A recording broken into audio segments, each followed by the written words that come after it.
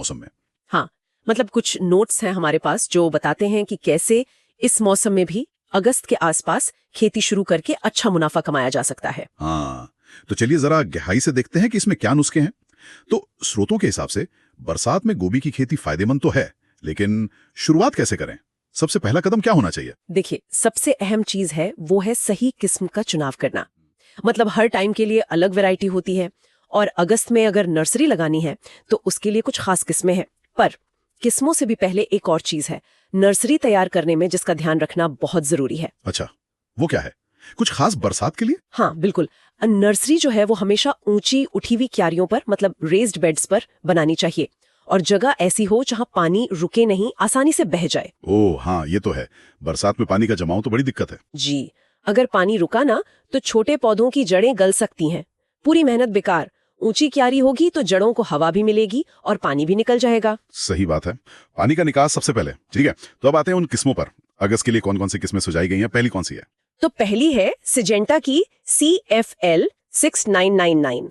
ये समझिए करीब 60 से 65 दिन में तैयार हो जाती है। 60-65 दिन, ठीक है। हाँ, और इसका फूल एकदम दूधिया सफेद और गुंबद जैसा गोल होता है।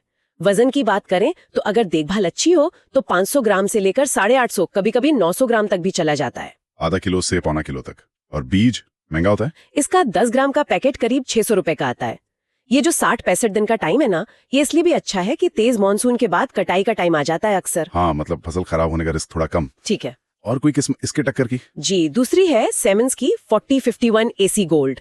ये भी लगभग उतना ही टाइम लेती है, 60-65 दिन। अच्छा, सेम टाइम। हाँ जी, फूल भी वैसा ही दूधिया सफेद गुंबदाकार, वजन भी करीब करीब उतना ही, 500 से 850 ग्राम। ये थोड़ी सस्ती पड़ती है, 10 ग्राम का पैक लगभग 550 रुपए का मिल जाता है। ओके, यानी दाम में थोड़ा फर्क है। और सिजेंटा की शायद एक और किस्म का भी जिक्र था। हाँ, सिजेंटा CFL 1522। ये भी वही 60-65 दिन वाली है, फूल भी सफेद गुंबदाकार। बिल्कुल वैसी। हाँ, मिलती जुलती ही है, लेकिन इसका दाम थोड़ा ज्यादा है, करीब 650 रुपए प्रति 10 ग्राम। तो ये 3 किस्में हो गई, करीब करीब एक ही टाइम फ्रेम वाली। समझ गया। सिजेंटा और सीमेंस, इनके अलावा भी कुछ विकल्प हैं? मान लीजिए कोई किसान थोड़ी कम लागत में शुरू करना चाहे। हाँ है बिल्कुल, नामधारी सीड्स की 555 किस्म है, वो भी काफी चलती है। नामधारी 555। जी, टाइम उतना ही, 60-65 दिन। फूल का रंग और आकार भी वैसा ही, दूधिया सफेद गुंबद आकार, पर इसका वजन थोड़ा बेहतर मिल सकता है। ओह, कितना? ये 600 ग्राम से लेकर 1 किलो तक भी जा सकती है, और दाम में काफी किफायती है। 10 ग्राम बीज करीब 450 रुपए का ही है। अरे वाह, वजन ज्यादा और दाम कम, ये तो बढ़िया है। और कोई है लिस्ट में? एक और है डॉक्टर ब्रांड की white gold. Doctor brand white gold. हाँ जी, ये भी 60-65 दिन, फूल वैसा ही सफेद गोल, वजन भी नामधारी 555 जैसा ही, 600 ग्राम से 1 किलो तक। ये भी काफी भरोसेमंद मानी जाती है, और दाम इन सब में सबसे कम है। कितना? 10 ग्राम का पैकेट लगभग 400 रुपए में आ जाता है। तो मतलब करीब 400 से 650 रुपए के बीच में कई अच्छे विकल्प मौजूद हैं।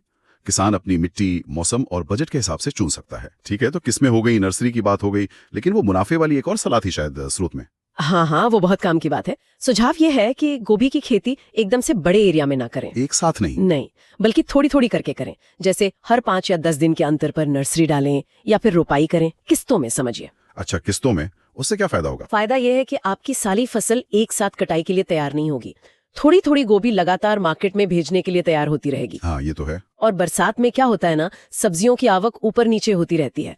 तो अगर आपकी गोभी लगातार सप्लाई में है तो जिस टाइम बाजार में माल कम होगा, आपको अच्छा भाव मिलने का चांस काफी बढ़ जाता है। सही बात है, सप्लाई मैनेजमेंट और रिस्क मैनेजमेंट दोनों हो गया। जी बिल्कुल, ये एक तरह से अपनी आमदनी को स्थिर रखने और बेहतर दाम पाने का तरीका है। बहुत बढ़िया।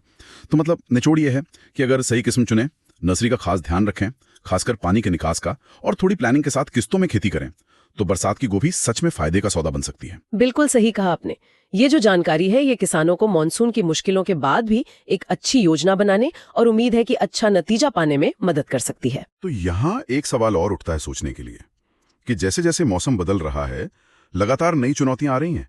क्या हमें भविष्य में गोभी जैसी फसलों की और भी ऐसी किस्में या शायद खेती के बिल्कुल नए तरीके देखने को मिलेंगे, जो इन बदलते हालात के और भी ज्यादा अनुकूल हो?